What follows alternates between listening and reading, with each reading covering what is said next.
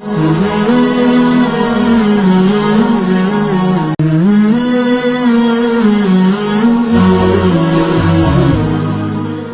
tinggai jamun ino bermacam doktrin arahan yang diberikan, yang lung kena pegang uronyo lung kalagenya lung uronyo malamnya lung jak kena lung yang pulang pangkai putra lung pulang pangkai seala kadar yang bisa lung pegah malamnya putra yang kali ke pegah le gure-gure lu yang kali ke support lung le para sahabat-sahabat lu lung jak kena malamnya saya begini karena Mudi, saya begini karena Abu, saya begini karena Ummi, saya begini karena para guru-guru yang mulia.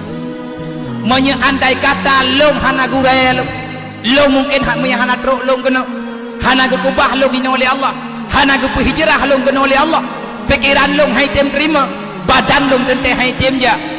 Dan terkadang-kadang di saat pikiran kadi tem hijrah tenaga gedanyo hai tem bagot itu bentuknya yang hijrah itu bukan imanmu tapi yang hijrah adalah nafsumu. Menyetekedi pikiran kadi hijrah, badan kadi hijrah, nyenpeng ube-abe ijak geroi lagi urang kagak sentel kena pegat rumah raya hana kepikir habis peng miliaran yang penting kepuasan batin gak yang terjadi lagi lumpau kena pegat rumah nanti urang kaya kena pegat rumah lagi lumpau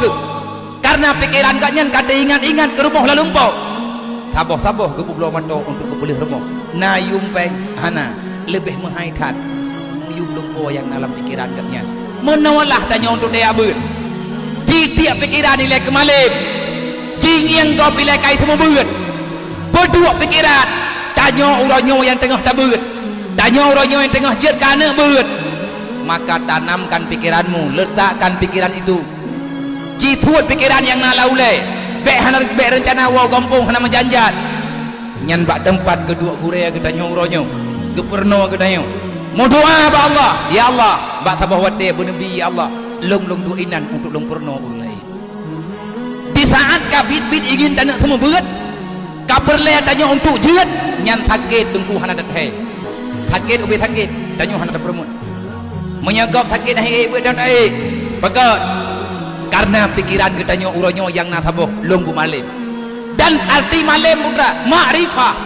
Arti ma'rifah apa? Engkau tahu yang engkau kerjakan dan engkau tahu apa yang engkau pegang.